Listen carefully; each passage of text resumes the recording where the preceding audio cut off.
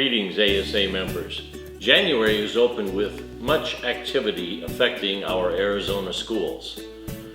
A through F accountability is, of course, still under development. It's an ongoing journey. The ad hoc committee will meet this Friday, January 20th, and this Friday's meeting will finalize the Career and College Ready Index for high schools, and they'll also hear presentations from many groups wanting to add items to that index or to add items to the formula as a whole, among them the fine arts advocates. In some developments, we're a little discouraged. The group is not going to be able to research the float idea of balancing growth and proficiency because the State Board of Ed has passed guidelines saying no to the float idea. That raises huge issues for many of us concerning the potential equity of the ultimate formula. Among ASA members, these concerns are serious for many ASA members. What will the measure eventually do? Will the formula actually assess what schools do? Will equity be served?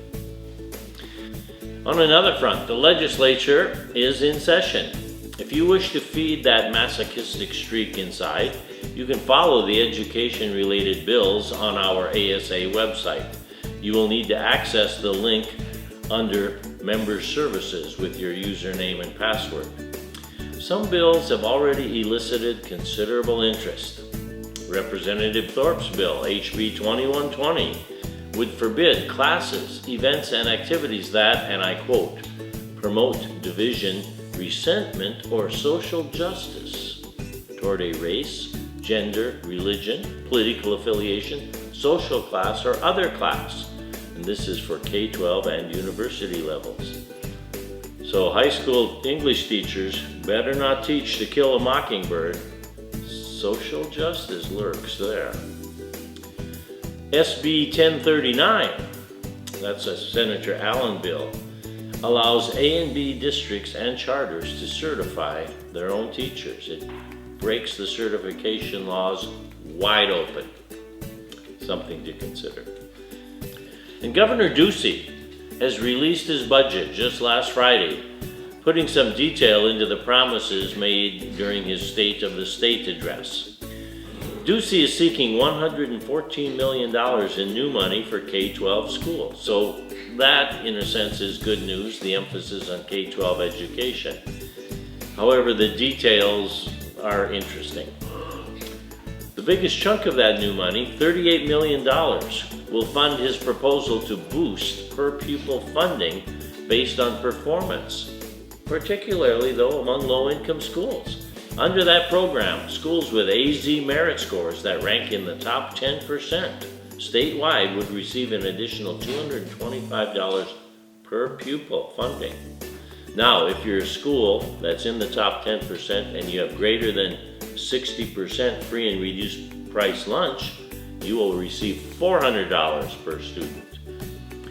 And they're comparing apples to apples on this. The 60% and above free and reduced price lunch schools, your school would need to be in the top 10% of those schools with 60% or greater free and reduced price lunch. So it's an interesting way to infuse money into schools. The teacher salary increase that Ducey pitched in his State of the State address is 2%. And don't spend that money right away because that will be phased in over 5 years.